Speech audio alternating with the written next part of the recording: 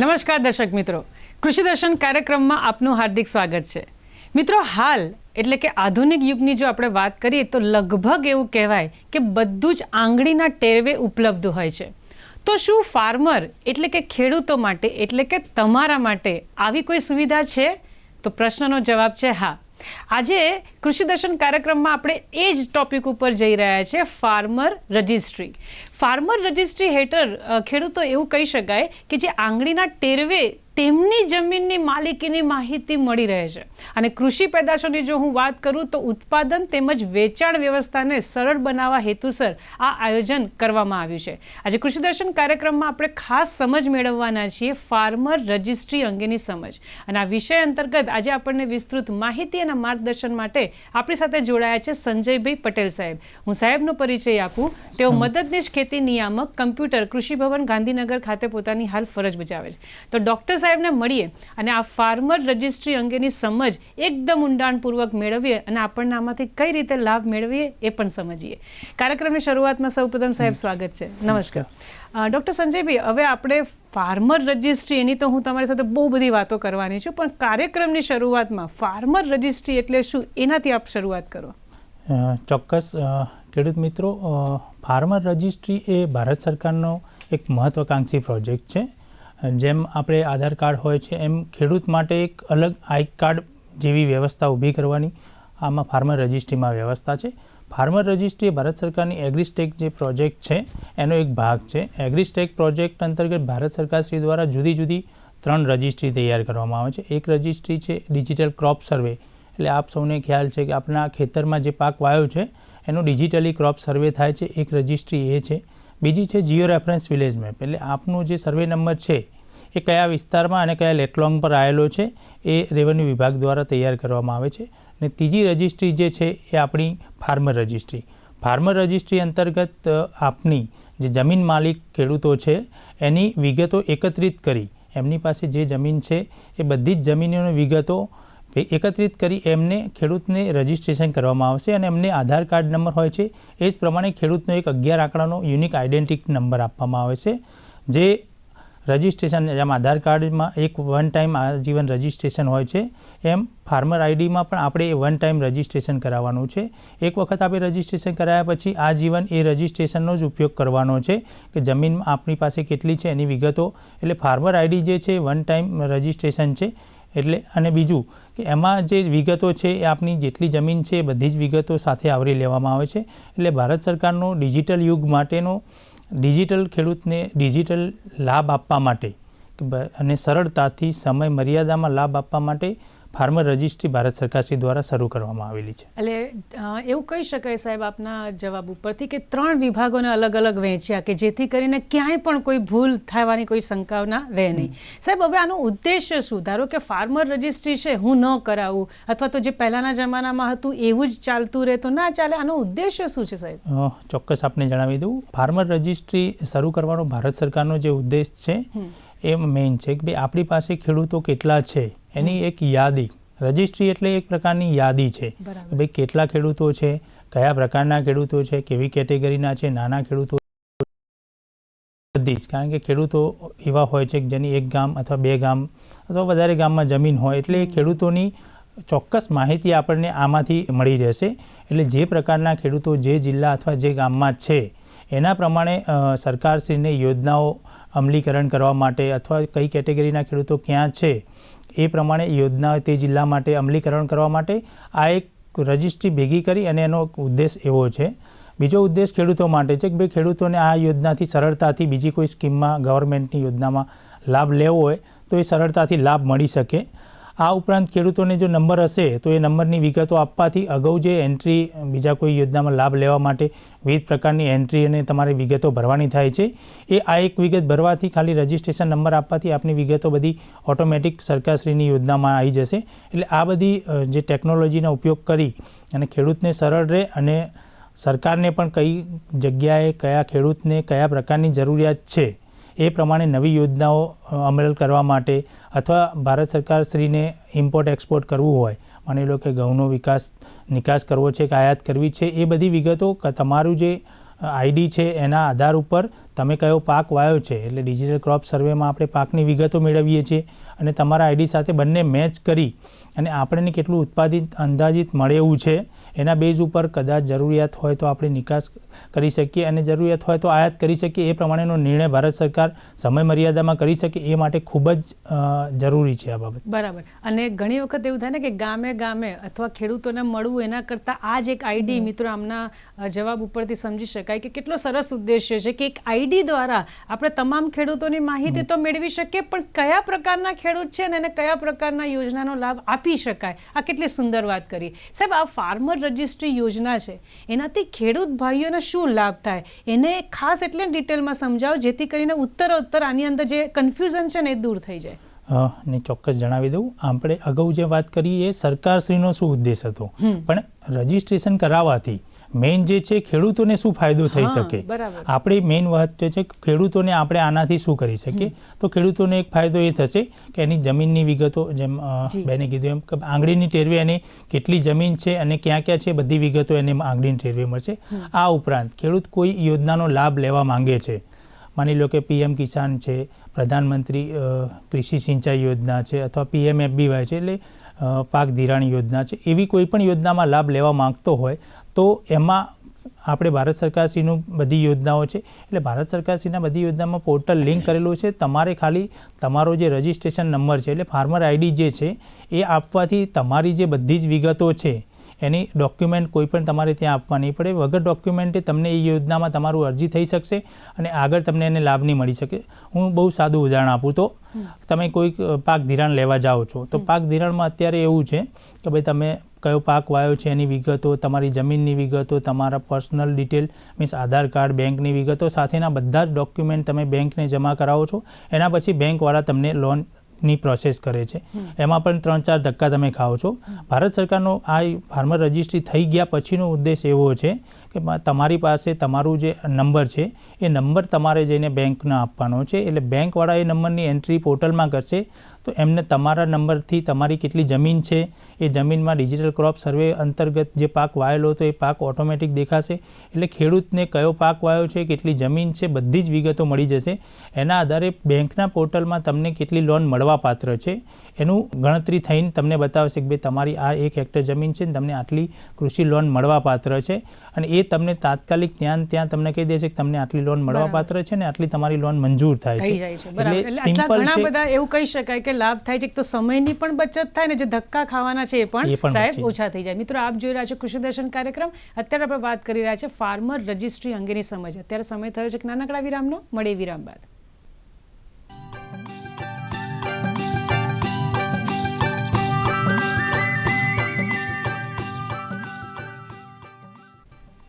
વિરામ બાદ ફરીથી આપનું સ્વાગત છે. મિત્રો આપ જોઈ રહ્યા છો કૃષિ દર્શન કાર્યક્રમને. અત્યારે આપણે વાત કરી રહ્યા છે ફાર્મર રજિસ્ટ્રી અંગેની સમજ. ડૉક્ટર સંજયભાઈ સાહેબ કે જેઓ ગાંધીનગરથી પધારેલા ખૂબ સરસ માહિતી આપી રહ્યા છે.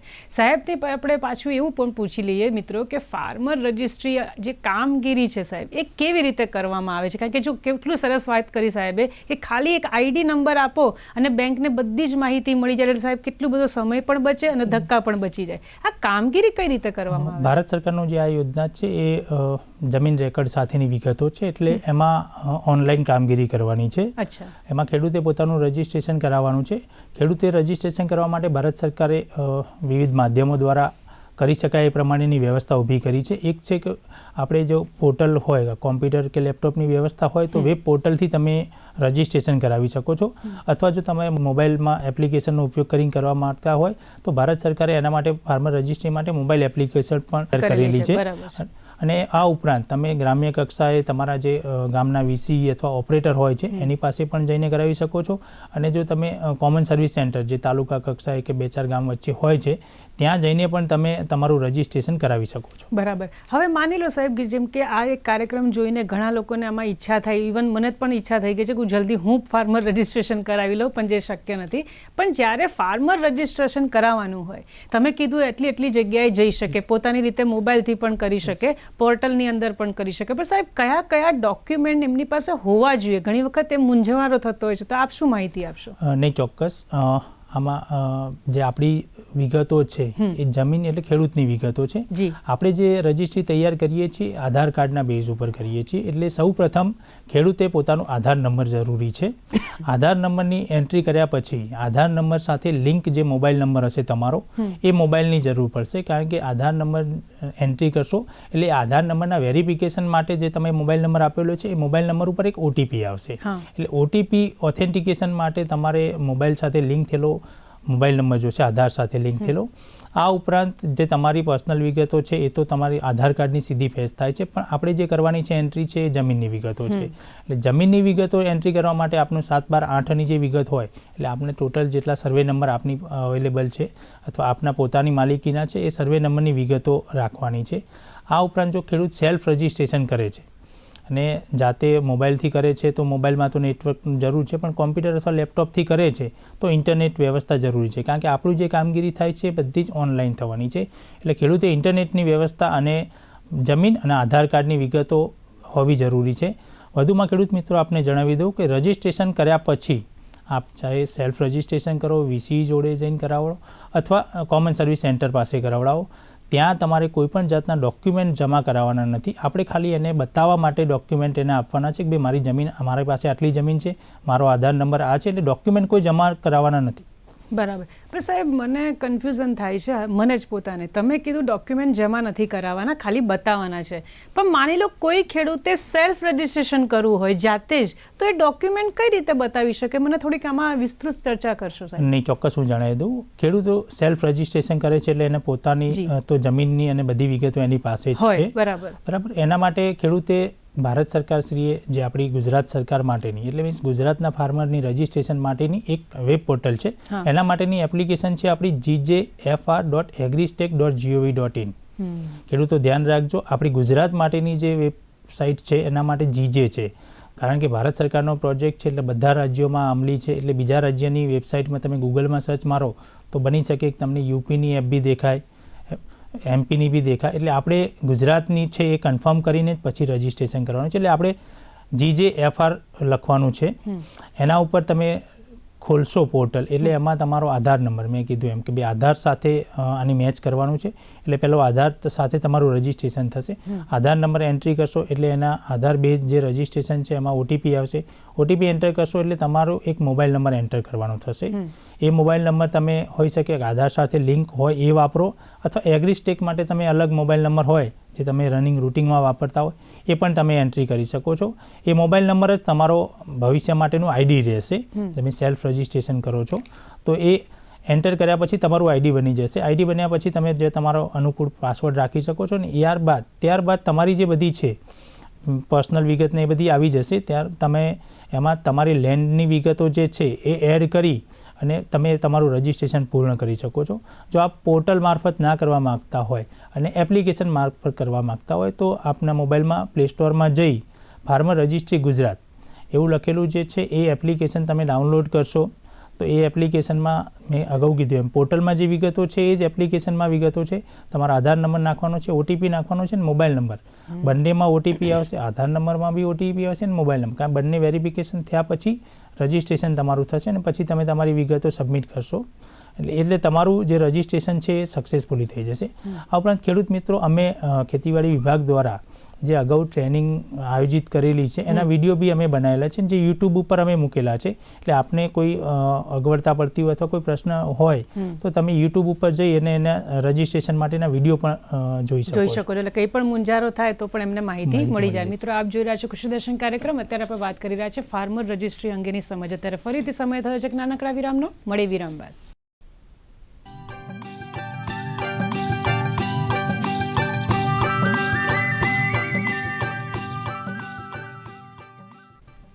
વિરામ બાદ ફરીથી આપનું સ્વાગત છે મિત્રો. આપ જોઈ રહ્યા છો કૃષિ દર્શન કાર્યક્રમ. અત્યારે આપણે વાત કરી રહ્યા છે ફાર્મર રજિસ્ટ્રી અંગેની સમજ. સાહેબે જેમ કહ્યું એમ હવે લગભગ એપ્લિકેશન કે પોર્ટલ દ્વારા પણ લગભગ કંઈ તકલીફ નહીં પડે. પણ ખેડૂત મિત્રો ધારો કે આપણી પાસે એટલે કે તમારી પાસે એક કરતાં વધારે ગામમાં સાહેબ જમીન હોય તો શું કરવાનું? ચોક્કસ જણાવી દઉં. આ ઘણા ગુજરાત રાજ્યમાં ઘણા એવા ખેડૂતો છે જેની એક કરતાં વધારે ગામમાં જમીન છે, બોર્ડરનું ગામ હોય અથવા બીજા કોઈ તાલુકામાં બી જમીન હોઈ શકે છે. એટલે આપણે ફાર્મર રજિસ્ટ્રીમાં ખેડૂતની જેટલી જમીન છે એ બધી જ જમીન આવરી લેવાની છે, પણ એના માટે સ્ટેપ બાય સ્ટેપ જવાનું છે. એટલે આપણે જે ગામમાં રજિસ્ટ્રેશન કરો છો, જે ગામમાં રહેતા હોય એ ગામમાં બી રજિસ્ટ્રેશન કરો, અથવા તમે જે ગામમાં વધારે જમીન હોય ત્યાં સૌ પ્રથમ રજિસ્ટ્રેશન કરવાનું છે. એટલે આપની જેટલી જમીન છે એ જે એક જ ગામની, જે ગામમાં તમે રજિસ્ટ્રેશન કરો છો એ ગામમાં જેટલી જમીન છે, માની લો 2 સર્વે નંબર કે 3 સર્વે નંબર છે, તો 3 સર્વે નંબર સાથે તમારે એમાં એન્ટ્રી કરવાની છે અને રજિસ્ટ્રેશન તમારું પૂર્ણ કરવાનું છે. આપનું રજિસ્ટ્રેશન પૂર્ણ થયા બાદ સરકારી અધિકારી તલાટીશ્રી દ્વારા અથવા નાયબ મામલતદારશ્રી ઈ ધારા દ્વારા એને એપ્રુવલ આપી દેવામાં આવશે. ત્યારબાદ તમારે જે બીજા ગામની જમીન છે એ બીજા ગામની જમીન એડ કરવાની છે. એક સાથે એક જ ગામની જમીન એડ કરવાની છે. એક સાથે 2 ગામની જમીન તમારી પાસે દેખાશે, તમે એન્ટ્રી કરી શકશો, પણ 2 ગામની જમીન એન્ટ્રી ના કરતા એપ્લિકેશનમાં તો તમને રોકી દેશે, પણ પોર્ટલમાં તમે જ્યારે કરતા હોય ત્યારે એ ધ્યાન રાખજો કે એક વખત રજિસ્ટ્રેશન કરો છો ત્યારે એક જ ગામની જમીન એડ કરવાની. એક વખત આપણું રજિસ્ટ્રેશન સક્સેસફુલી પૂર્ણ થઈ જાય અને એપ્રુવલ થઈ જાય ત્યારબાદ આપની જેટલી પણ જમીન છે, બીજા ગામમાં જમીન છે, માની લો 3 ગામમાં જમીન હોય તો પહેલાં એક ગામની એડ કરવાની, પછી બીજા ગામની એડ કરવાની, એ એપ્રુવ થઈ ગયા પછી ત્રીજા ગામની એડ કરવાની. કારણ કે એપ્રુવલની જે આપણી પ્રક્રિયા છે તલાટીશ્રી દ્વારા કરવાની છે. દરેક ગામના તલાટીશ્રી અલગ અલગ હશે. એટલે તમે એક વખત જે ગામમાં રજિસ્ટ્રેશન કર્યું છે એ તલાટી એપ્રુવ આપ્યા પછી જ તમે બીજા ગામની એન્ટ્રી કરજો. એકી સાથે બધા ગામની એન્ટ્રી કરશો તો કોઈ પણ એક ગામની જમીન તમારી એપ્રુવ થશે અને બાકીની જમીન તમારી એપ્રુવ થયા વગરની રહેશે. બરાબર. અને એટલે સુધારા વધારા થાય અને ઘણી વખત જમીન કદાચ ઓછી કરવી હોય તો પણ થઈ શકે. સાહેબ, પણ આધાર કાર્ડ સાથે એ નંબર સાથે મારો મોબાઈલ નંબર લિંક ના હોય તો ખેડૂત મિત્ર રજિસ્ટ્રેશન કરી શકે? નહીં, ચોક્કસ. આ ખૂબ જ જરૂરી બાબત છે. કારણ કે ઘણા મિત્રો એવા હશે કે જેનો આધાર કાર્ડ સાથે લિંક મોબાઈલ નંબર નહીં હોઈ શકે, અથવા હોય તો એ કાર્ડ ચાલુ ના હોય અથવા તમે એનો ઉપયોગ ના કરતા હોય, તો એવા કિસ્સામાં ભારત સરકારશ્રી દ્વારા એપ્લિકેશન પણ ડેવલપ કરવામાં આવી છે. એપ્લિકેશન જે ડેવલપ કરી છે એમાં તમે ફેસ ઓથેન્ટિકેશન એટલે તમારો જે ચહેરો છે એનાથી પણ તમે ઓથેન્ટિકેશન કરી શકો છો. આપણે 2 રીતે ઓથેન્ટિકેશન થાય છે, એક ઓટીપી દ્વારા, અને ઓટીપી ના હોય તો તમે ફેસથી કરો છો. પણ જ્યારે તમે ફેસથી ઓથેન્ટિકેશન કરો છો તો તમે મોબાઈલ એપ્લિકેશન જે ફાર્મર રજિસ્ટ્રીની છે એની સાથે સાથે તમારે ભારત સરકારની ઈ હસ્તાક્ષર અને આધાર વેરિફિકેશનની જે એપ્લિકેશન છે એ પણ તમારા મોબાઈલમાં બેકએન્ડમાં રાખવી પડશે, તો જ તમે એનું ફેસ ઓથેન્ટિકેશન કરી શકશો.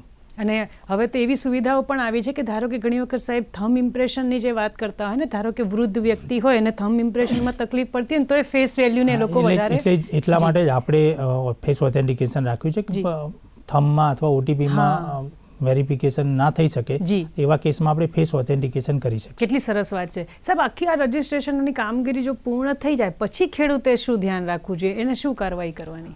ખેડૂતે રજિસ્ટ્રેશન પૂર્ણ કરી દીધું એટલે મેં અગાઉ કીધું એમ કે ભાઈ એક વખત એ ગામનું રજિસ્ટ્રેશન થઈ ગયા પછી એ ગામની જે વિગતો છે એ તલાટીશ્રીને અમે આઈડી ક્રિએટ કરેલા છે. એટલે તમે જે રજિસ્ટ્રેશન કર્યું છે, સેલ્ફથી કર્યું છે, વીસી પાસે કરાવડાવ્યું અથવા કોમન સર્વિસ સેન્ટરમાં જઈને કરાવડાવ્યું છે, ક્યાં પણથી આપણે રજિસ્ટ્રેશન કરાવ્યું હશે એટલે જે ગામમાં રજિસ્ટ્રેશન કર્યું છે એ ગામના તલાટી પાસે જશે. તલાટી એ ગામની વિગતો ચેક કરી કે ભાઈ આ જમીન એમની બરાબર છે, એમના નામની જ છે, એ બધી વિગતો ચેક કરી અને એપ્રુવલ આપશે. કોઈ કિસ્સા એવા હશે કે જેમાં નેમ મેચ સ્કોર એટલે આધાર કાર્ડમાં નામ અને જમીનમાં નામમાં થોડો ડિફરન્સ હોય તો નેમ મેચ સ્કોર ઓછો હશે, તો એવા કિસ્સામાં આપણે 2 ટાઈમ વેરિફિકેશન એટલે તલાટીશ્રી દ્વારા એક વખત તો એપ્રુવલ આપશે, એના ઉપર નાયબ મામલતદાર ઈ દ્વારા પણ એને એપ્રુવલની પ્રોસેસ કરવામાં આવશે. એટલે ડબલ વેરિફિકેશન કે જ્યાં આધાર કાર્ડનું નામ અને જમીનમાં નામ થોડું વેરિએશન છે તો એક વખત ક્રોસ વેરિફિકેશન પણ થઈ શકે. એટલા માટે વેરિફિકેશન કર્યા બાદ આપણને જે એપ્રુવલ છે એ આપવામાં આવશે. બરાબર. ડૉક્ટર સંજયભાઈ સાહેબ, ધારો કે આ તો જે મને પ્રશ્ન સૂજ્યા મેં મારી રીતે પૂછ્યા, માની લો કે એ પોર્ટલમાં જ્યારે ખેડૂત મિત્ર રજિસ્ટ્રેશન કરતા હોય અને એમને કોઈ મુશ્કેલી પડતી હોય તો એના નિરાકરણ માટે કોઈ સુવિધા છે કે કેમ? નહીં, ચોક્કસ. આપણે ફાર્મર રજિસ્ટ્રી ઘણા સમયથી ચાલુ કરી દીધી છે. અત્યાર સુધીમાં 35 લાખથી વધારે રજિસ્ટ્રેશન આપણા થઈ ગયા છે ગુજરાતના. એટલે જે આપણી પાસે અગાઉ જે તકલીફો હતી એ અમે જેમ ફિલ્ડમાંથી અથવા ખેડૂતો દ્વારા જે અમને રજૂઆતો મળી છે એના આધારે અમે લગભગ બધી જ જે અત્યાર સુધી જે તકલીફો પડતી હતી એ દૂર કરી છે. પણ મોસ્ટ ઓફ જો હું અત્યારે જણાવી દઉં કે 2-4 જે મેઇન સમસ્યાઓ છે કે એક કીધું કે ઓટીપી, કે ભાઈ ફાર્મરનો આધાર જ્યારે એન્ટ્રી કરે છે પછી ઓટીપી નથી આવતો. જી. તો ઓટીપી જે બાબત છે એ એવી છે કે ભાઈ એના માટે તમારે આધાર કાર્ડ સાથે તમારો મોબાઈલ નંબર લિંક હોવો જોઈએ. જી. કોઈ કિસ્સા એવા હોઈ શકે કે તમારો આધાર કાર્ડ સાથે મોબાઈલ નંબર જ લિંક ના હોય અથવા મોબાઈલ નંબર તમે જે જૂનું અગાઉ વાપરતા એ હોય તો એવા કિસ્સામાં તમે ફેસ ઓથેન્ટિકેશનનો ઉપયોગ કરી શકો છો. એવા તમને ખ્યાલ ના આવતો કે મારો ઓટીપી નથી આવતો તો તમે બીજા કોઈનો આધાર નંબર નાખીને એમનામાં ઓટીપી આવે છે કે તમે એક વખત વેરીફાઈ કરી શકો. બરાબર છે. ભાઈ એમનામાં આવે છે તમારામાં નથી આવતો એનો મતલબ કે તમારો આધાર નંબર મોબાઈલ નંબર સાથે લિંક નથી. આ ઉપરાંત જે છે આઈડેન્ટિફાયર ઘણા કિસ્સામાં એવું હોય છે કે ફાધર સન ઓફ કે વાઇફ ઓફ કે ડોટર ઓફ જે છે એ આધાર કાર્ડ વખતે તમે ના આપ્યું હોય તો અત્યારે તમે ફાર્મર રજિસ્ટ્રીમાં એની વિગતો નહીં આવે તો તમે એને એન્ટ્રી કરી શકો છો. એટલે એને બ્લેન્ક નહીં છોડતા તો તમને નીચે સેવનું ઓપ્શન નહીં આવે. આ ઉપરાંત જેમ કીધું કે જમીનમાં એક કરતાં વધારે ખેડૂતોના નામ હોય. જી. મેં અગાઉ શરૂઆતમાં જ કીધું એમ કે આ જે છે આધાર કાર્ડની જેમ દરેક ખેડૂતને આપવાનું છે. એટલે એક જમીનમાં 2 ખેડૂતો અથવા 3 ખેડૂતો હોય મીન્સ ભાઈઓ હોય કે મમ્મી પપ્પાના બધાના જેના નામ છે બધાના જ નામના આપણે રજિસ્ટ્રેશન કરાવવાના છે. કોઈ એક નામ ઉપર બધાનું રજિસ્ટ્રેશન છે એ થશે નહીં. એનું રજિસ્ટ્રેશન થશે માની લો કોઈ જમીન છે એમાં 3 નામ છે તો ત્રણે અલગ અલગ રજિસ્ટ્રેશન કરવાના છે અને ત્રણેમાં એ જમીન બતાવવાની છે. પછી છેલ્લે જે આપણે ઈ સાઇન કરવાની હોય છે ઈ સાઇન વખતે પણ એક ઓટીપી આવશે. એ પણ ઓટીપી આપણે નાખવાનો છે. ઈ સાઇન આપણે ફાર્મર્સની કન્સર્ન લઈએ છીએ કે ભાઈ અમે જે આ ડેટા ઉપયોગ કરીએ છીએ બરાબર એ ફાર્મર રજિસ્ટ્રી માટે જ છે ને એના માટે જ આપણે એને વાપરવાના છે. એ માટેની એક આ છેલ્લી આપણે ઓટીપીથી ઓથેન્ટિકેશન કરતા હોઈએ છીએ. બરાબર. સાહેબ હવે મારાથી સેલ્ફ જ્યારે હું રજિસ્ટ્રેશન કરું કોઈ પણ ખેડૂત અને કોઈ ખોટી એન્ટ્રી પડી જાય તો ડરવાની વસ્તુ થાય છે કે પછી એમાં પણ કોઈ આપણે પાસે ઉપાય છે? નહીં, ચોક્કસ હું જણાવી દઉં. ઘણા બધા કિસ્સામાં એવું થતું હોય આપણે મોબાઈલ એપ્લિકેશનથી કામગીરી કરતા હોય તો ડ્રોપ ડાઉનમાં જે સિલેક્શન છે એમાં 2 નામ હોય, મારું નામ અને મારા ભાઈનું હોય તો નીચેનું નામ પસંદ થઈ ગયું હોય તો એવા કિસ્સામાં તલાટી જ્યારે અપ્રુવલ આપવાની પ્રોસેસ કરશે એટલે રિજેક્ટ કરશે. અને તમને જો ધ્યાન આવે તો તમે તમારા ગામના તલાટીનું ધ્યાન દોરીને તાત્કાલિક રિજેક્ટ કરાવી શકો છો. ખોટું રજિસ્ટ્રેશન હશે તો આગળ એપ્રુવલ નહીં મળે. એટલે એ તમારે એમાં બીજું કોઈ તમારી પાસે સુધારાની તક છે ને આપણે 2 ટાઈમ વેરિફિકેશન કરાવી છે એટલે ખોટી જે એન્ટ્રી છે એ રદ કરવામાં આવશે. બરાબર. સાહેબ આ ફાર્મર રજિસ્ટ્રી અંગે આપનો કોઈ સંદેશો હોય કારણ કે આપ ઘણા વખતથી આ ફિલ્ડમાં કામ કરો છો તો ચોક્કસથી અમને સંદેશો જણાવશો. નહીં, ચોક્કસ. ફાર્મર રજિસ્ટ્રી એ ભારત સરકાર અને ગુજરાત સરકાર માટે મહત્વની બાબત છે કારણ કે ખેડૂતોના ડેટા હશે આપણી પાસે તો આપણે ખેડૂત માટે જે પણ કંઈ યોજના લાવી હશે કંઈ પણ વસ્તુ કરવી હશે તો ઇઝીલી કરશું. અને અત્યારનો જમાનો છે ટેકનોલોજીનો છે એટલે ખેડૂત પણ ટેકનોલોજીનો ઉપયોગ કરે છે. અમે અત્યારેના ડેટા જોઈએ તો 35 લાખમાંથી 20 લાખ ઉપર તો સેલ્ફ રજિસ્ટ્રેશન છે. એટલે ગુજરાત સરકાર જ એક એવી છે જે 50%થી વધારે સેલ્ફ રજિસ્ટ્રેશનમાં છે. એટલે મીન્સ આપણે મોબાઈલ અને ટેકનોલોજીનો ઉપયોગ કરતા છીએ. આ ઉપરાંત છે કે ભાઈ ફાર્મર રજિસ્ટ્રી તમે કરાવડાવો તો એનાથી તમને જે આગળ સરકારશ્રીની કોઈ પણ યોજનાનો લાભ લેવો હોય તો એ તમે સરળતાથી મેળવી શકશો. વધુમાં એક મેઇન બાબત જે છે કે જે ખેડૂતોમાં બી એના પ્રશ્નો હોય છે કે ભાઈ પીએમ કિસાનના લાભાર્થી જો પીએમ કિસાનના જે પણ લાભાર્થી છે કે જેને 2000નો હપ્તો પીએમ કિસાનનો મળે છે એ લોકોએ આમાં રજિસ્ટ્રેશન કરાવવું ફરજિયાત છે. લાભ ચાલુ રાખવો હોય તમારે પીએમ કિસાનનો તો આમાં રજિસ્ટ્રેશન કરાવવું ફરજિયાત છે. એટલે આપણી સમયની અનુકૂળતા ધ્યાને લઈ તાત્કાલિક રજિસ્ટ્રેશન કરાવડાવો એવી મારી સર્વે ખેડૂતોને નમ્ર અપીલ છે. આમ તો વિષય એટલો બધો બહોળો છે ને સાહેબ, પ્રશ્ન પૂછીએ એટલા ઓછા સમયની મર્યાદા છે, અટકવું પડશે. પણ ડૉક્ટર સંજયભાઈ સાહેબ આપ ગાંધીનગરથી અહીંયા પધાર્યા અને અમારા ખેડૂત મિત્રોને ફાર્મર રજિસ્ટ્રી અંગેની જે સરસ સમજ આપી તે બદલ અમદાવાદ દૂરદર્શન કેન્દ્ર વતી તથા અમારા તમામ મિત્રો વતી હું આપનો ખૂબ ખૂબ આભાર માનું છું. નમસ્કાર. નમસ્કાર મિત્રો, આજે કૃષિ દર્શન કાર્યક્રમમાં આપણે ડૉક્ટર સંજયભાઈ પટેલ સાહેબ પાસેથી ફાર્મર રજિસ્ટ્રી અંગેની સમજ મેળવેલી માહિતીનો ભરપૂર ઉપયોગ કરીને સફળતા મેળવો તેવી શુભેચ્છા. ફરી મળીશું એક નવા વિષય સાથે. ત્યાં સુધી રજા આપશો. નમસ્કાર.